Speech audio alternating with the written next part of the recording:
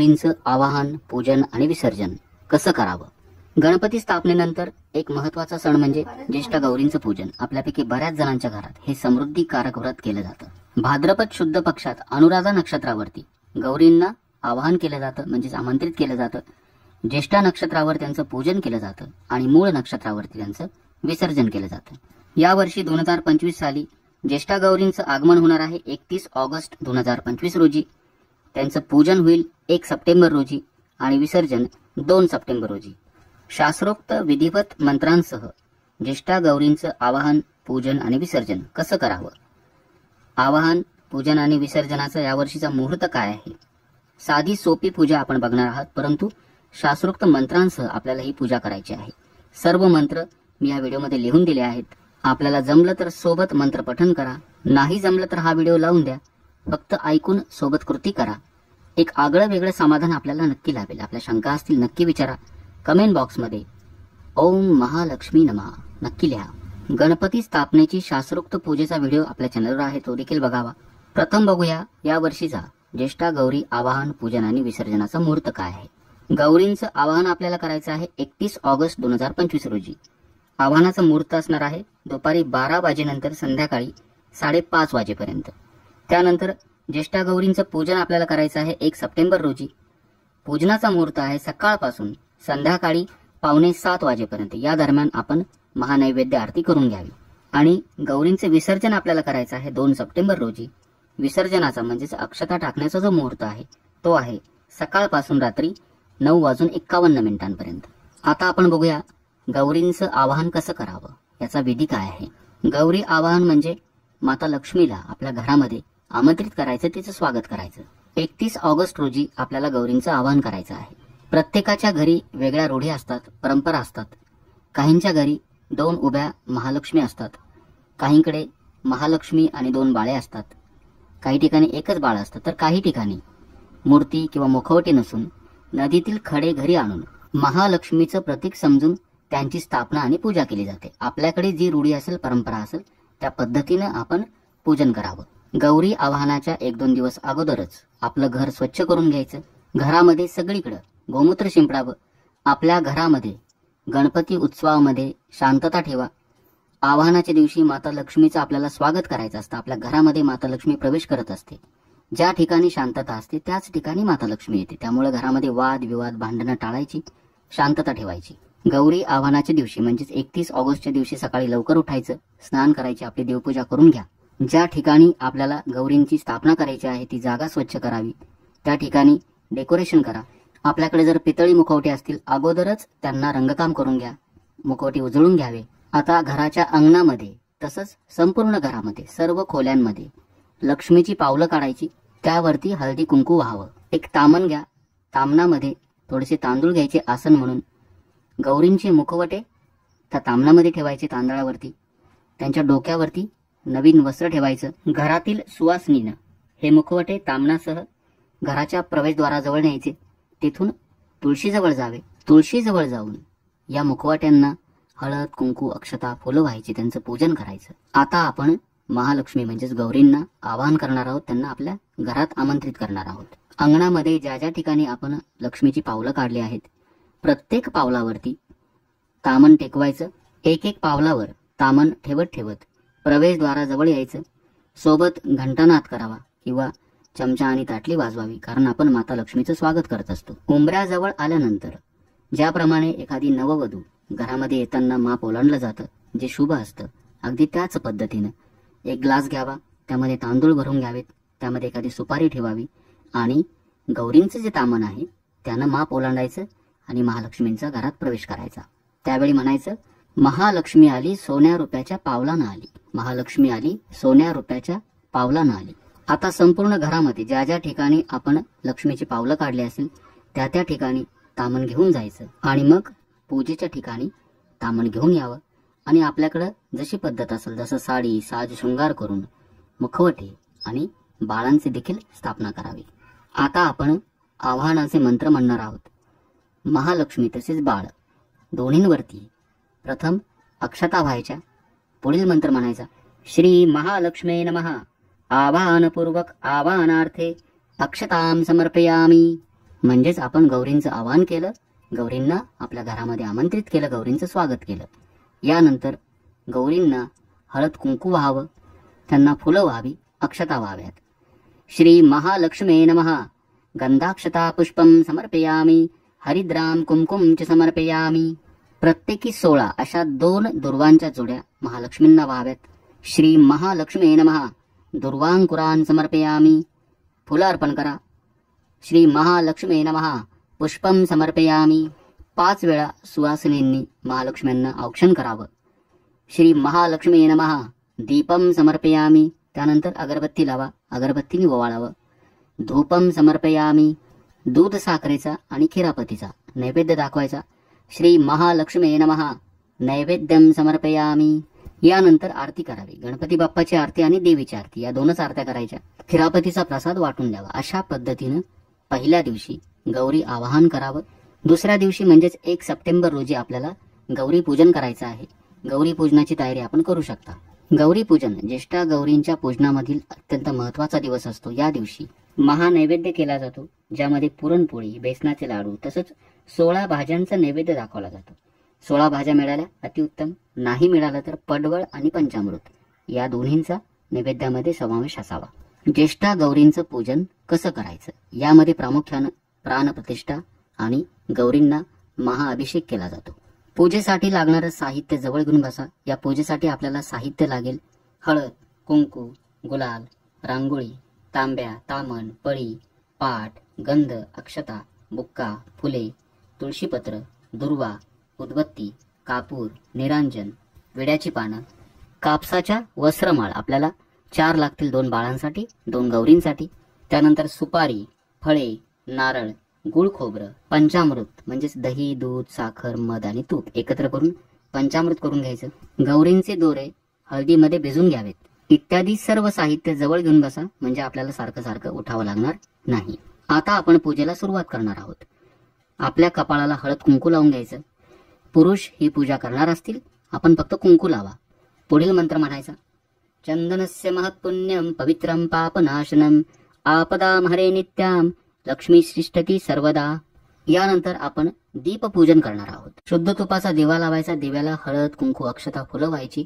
ओम श्री दीपदेवताभ्यो नमः. गंधाक्षता पुष्पम समर्पयामी. अशा पद्धतीनं दिव्याचं पूजन झाल्यानंतर आपण आता आचमन करणार आहोत.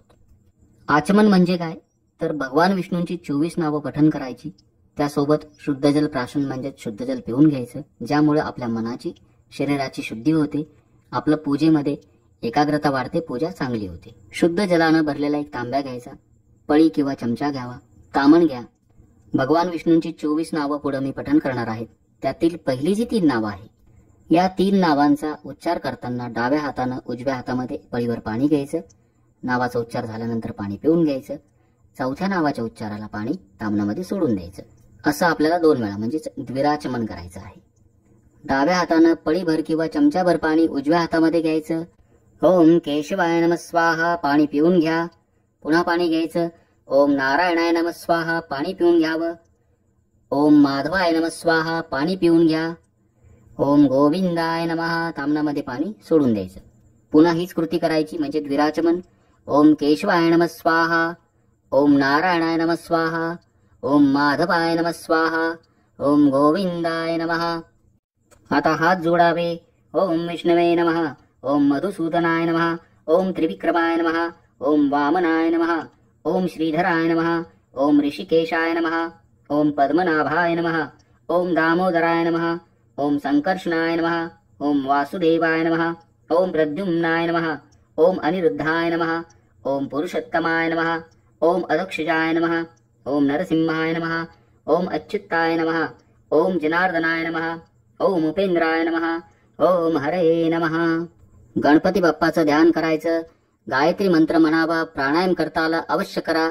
ओम भूर्भुवस्वः तस्य पितुर्वरेण्यं भर्गो देवस्य धीमहि धियो यो नः प्रचोदयात्. ओम आपो ज्योतिरसोमृतं ब्रह्मभूर्भुवस्वरम्. आता आपण सर्व देवतांना वंदन करणार आहोत. आपला डावा हात डाव्या कानाला, उजवा हात उजव्या कानाला लावायचा. त्यानंतर देवाचं ध्यान करून हात जोडायचे. या सर्व देवांना आपण पूजेसाठी आमंत्रित करणार आहोत.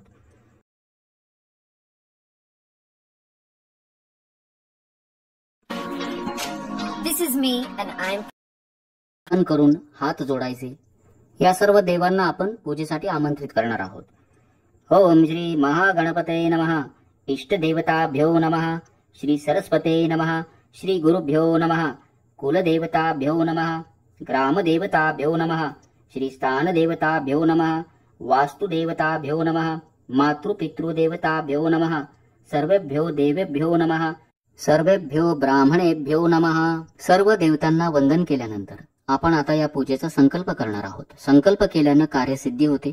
संकल्प अतिशय महत्वाचा असतो. आपल्या उजव्या हातामध्ये 2 पळी पाणी घ्या. त्यामध्ये हळद, कुंकू, अक्षता, एखादं फूल घ्यावं. ज्येष्ठा गौरीचं म्हणजेच महालक्ष्मी मातेचं स्मरण करावं. श्रीमद्भगवतो महापुरुषस्य विष्णुराज्ञया प्रवर्तमानस्य अद्य ब्राह्मणो द्वितीये परार्धे विष्णुपदे श्री श्वेतवाराह कल्पे वैवत्सत्मन्वन्तरे कलियुगे प्रथमचरणे भरतवर्षे भरतखण्डे जम्बूद्वीपे दण्डकारण्ये देशे गोदावर्या दक्षिणतीरे शालिवाहनशके विष्णुनाम संवत्सरे दक्षिणायने वर्षा ऋतो भाद्रपदमासे शुक्लपक्षे नवमी तिथो विष्णुवासरे विष्णुदिवस नक्षत्रे विष्णुस्थिते वर्तमानचन्द्रे शुभनामयोगे शुभकर्णे एवं गुणविशेषण विशिष्टायां शुभपुण्यतिथो म्हणायचं मम आत्मनः सकल शास्त्र पुराणोक्त फल प्राप्त्यर्थम श्री परमेश्वर प्रीत्यर्थम मम इह जन्मनि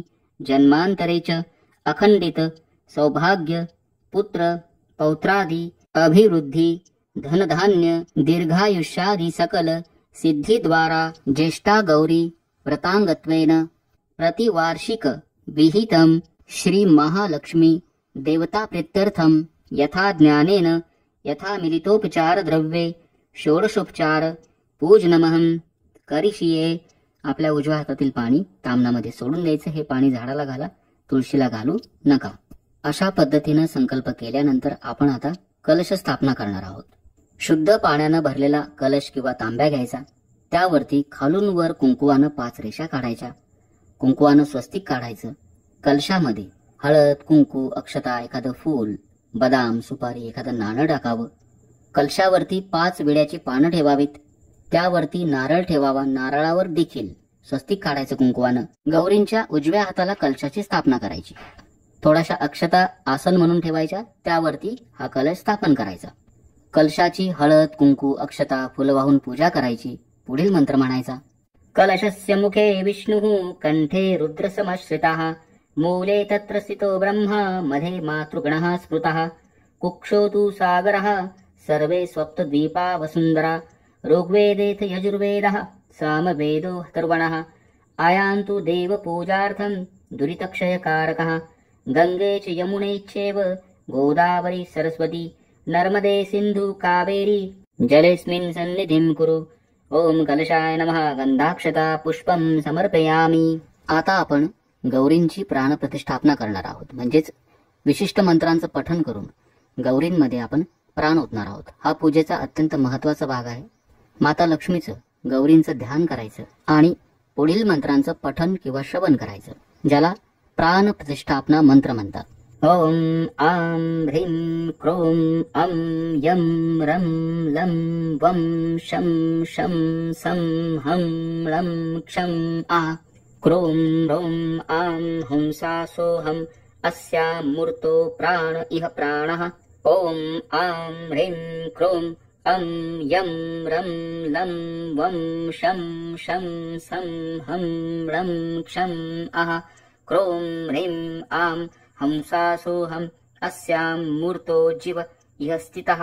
आम ह्रीं क्रोम अम यम रम लं वम शम शम सम हम लं क्षम आह क्रोम ह्रीं आम हंसा सोहम अस्यां मूर्तो सर्वेन्द्रियाणि वाग्मनस्वक चक्षु श्रोत्र जिह्वा घ्राण पाणि पादपायुस्तानि हे वागत्य सुखं चिरं तिष्ठन्तु स्वाहा. ओम असुनिते पुनर्स्मासु चक्षुः पुनः प्राणमीह नु देहि भोगं जोक पश्येम सूर्यमचुरन्तमनुमते मूलयः न स्वस्तिः. ओम चत्वारि वाक्परिमिता पदानि तानि विदुर्ब्राह्मणाय मनीषिणः गुहा त्रीणि निहिता नेगयन्ति तुर्यं वाचो मनुष्या वदन्ति गर्भाधानादि पंचदश संस्कार सिद्ध्यर्थम पंचदश प्रणरावृत्ती करिष्ये. अशा पद्धतीनं हा मंत्र म्हटल्यानंतर पळीनं 15 वेळा तामणामध्ये पाणी सोडायचं. पाणी सोडत असताना प्रत्येक वेळी ओमकार म्हणजेच ओम म्हणायचं. ओम ओम ओम ओम ओम ओम ओम ओम ओम ओम ओम ओम ओम ओम ओम. आता दुर्वेची काडी घ्यायची.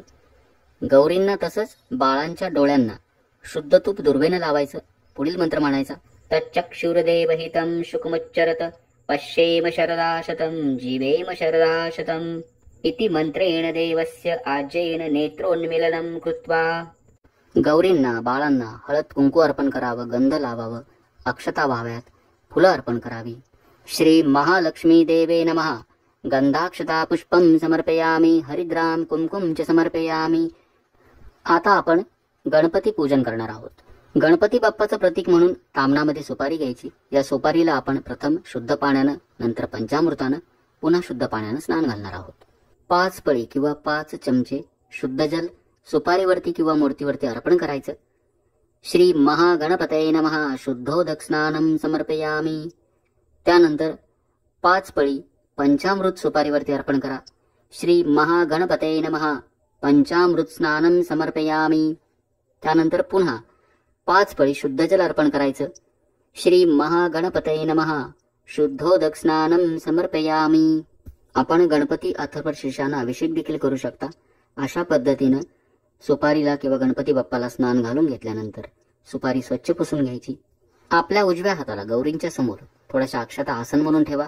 त्यावरती सुपारीची म्हणजेच गणपती बाप्पाची स्थापना करायची. बाप्पाला प्रथम वस्त्रमाळ अर्पण करायची कापसाची.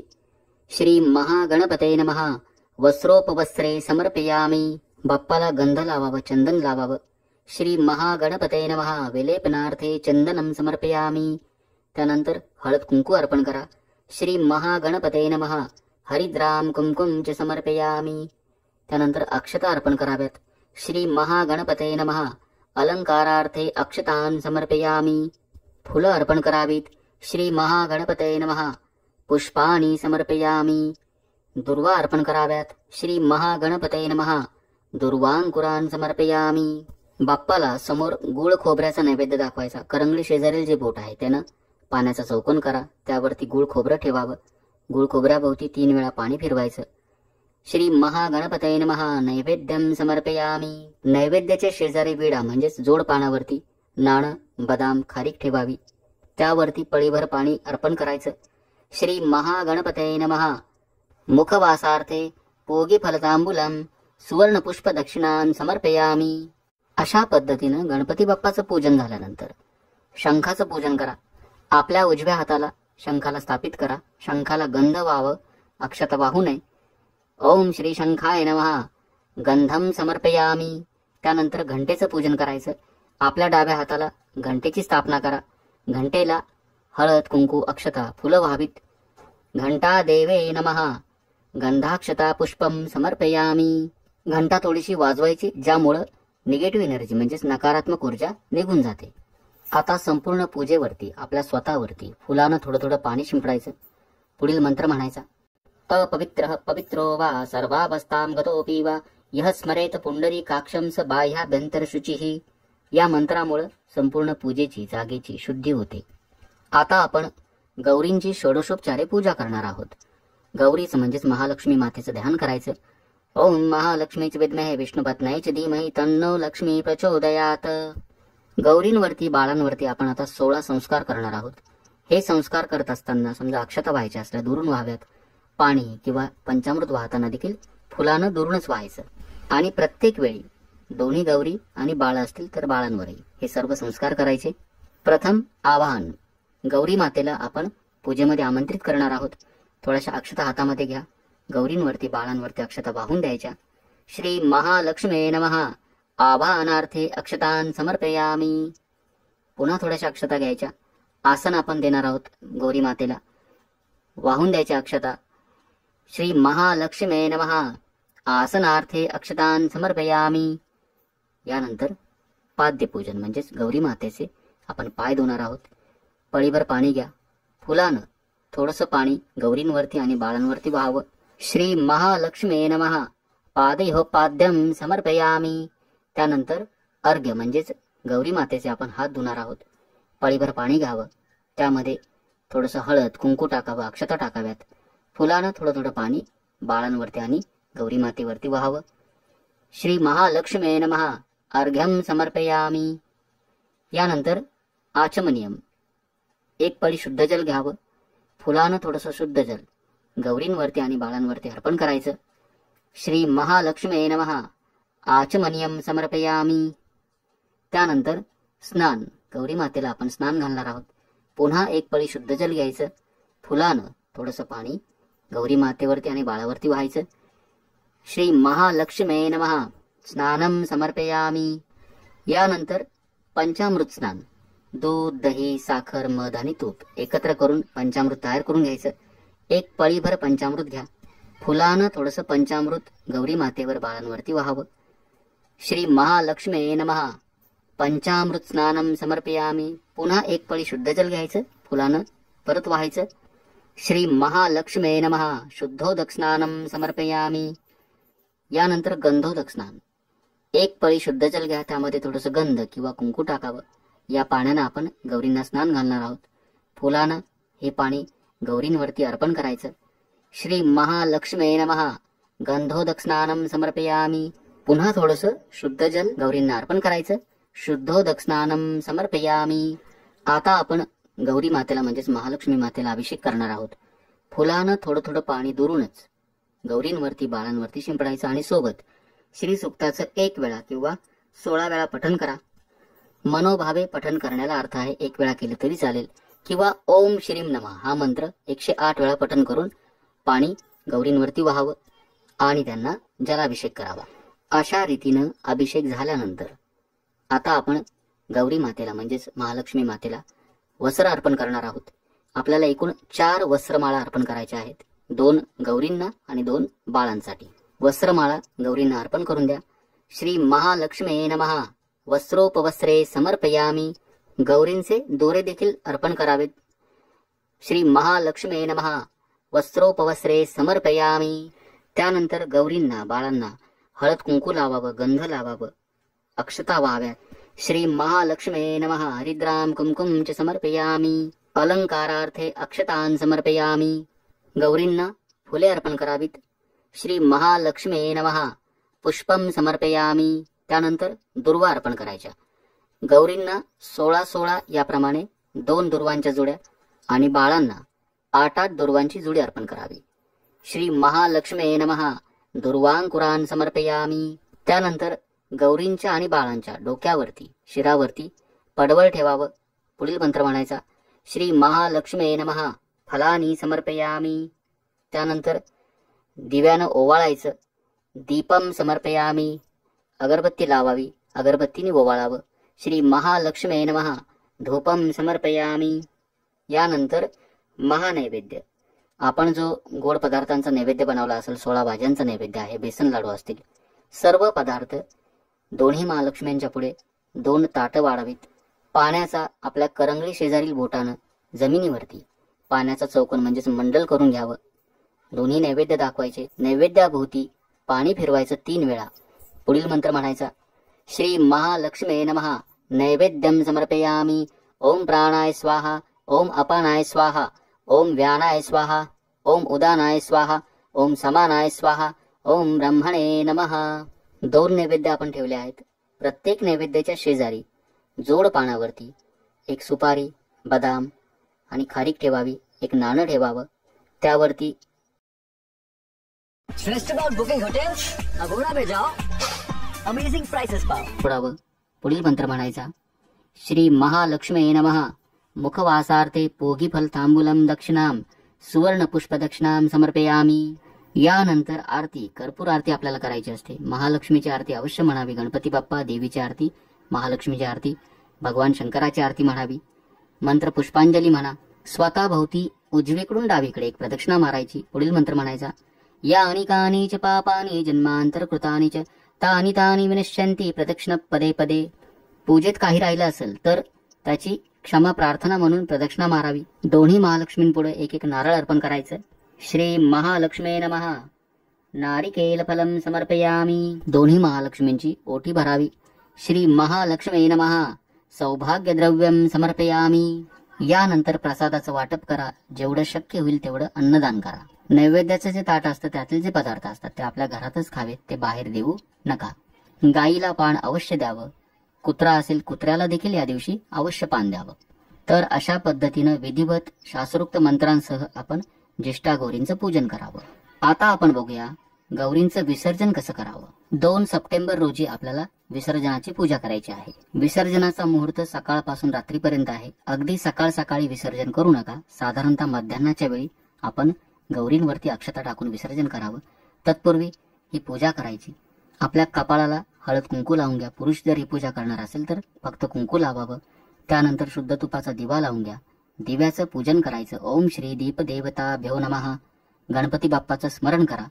वक्रतुंड महाकाय सूर्यकोटी समप्रभ निर्विघ्नं कुर्मे देव सर्वकार्येषु सर्वदा. यानंतर या विसर्जनाच्या पूजेचा म्हणजेच उत्तर पूजेचा आपण संकल्प करणार आहोत. आपल्या उजव्या हातामध्ये 2 पळी पाणी घ्यावं. हळद कुंकू अक्षता एखादं फूल घ्यावं. मनोमन ज्येष्ठा गौरींचं महालक्ष्मी मातेचं स्मरण करायचं आणि म्हणायचं आचम्य श्री महालक्ष्मी देवता प्रीत्यर्थम गंधादी पंचोपचारे उत्तर पूजनम करिष्ये. असं म्हणून आपल्या हातातील पाणी तामनामध्ये सोडून द्या. हे पाणी झाडाला घालावं, तुळशीला घालू नका. आता आपण महालक्ष्मी मातेचं पंचोपचारे पूजन करणार आहोत. गौरी मातेला हळद कुंकू व्हावं. बाळांना देखील हळद कुंकू व्हा. त्यानंतर चंदन अर्पण करावं. श्री महालक्ष्मे नमः. हरिद्राम कुंकुम च समर्पयामी. विलेपनार्थे चंदनम समर्पयामी. अक्षता व्हाव्यात. अक्षताम समर्पयामी. धूप म्हणजेच अगरबत्ती आणि दिव्यानं ओवाळायचं. धूपम समर्पयामी. महालक्ष्मे नमः. दीपम समर्पयामी. फुले अर्पण करा. पुष्पम समर्पयामी. आणि दुर्वा अर्पण करायच्या. श्री महालक्ष्मे नमः. दुर्वांकुरान समर्पयामी. आता नैवेद्य दाखवायचा. विसर्जनाच्या दिवशी महालक्ष्मी मातेला खीर, गुळ खोबऱ्याचे कानोले आणि दही भात असा नैवेद्य दाखवावा. जमिनीवरती पाण्याचा चौकोन म्हणजेच मंडल करून घ्यायचं. त्यावरती नैवेद्य ठेवावा. नैवेद्याभोवती 3 वेळा पाणी फिरवायचं. श्री महालक्ष्मे नमः. नैवेद्यम समर्पयामी.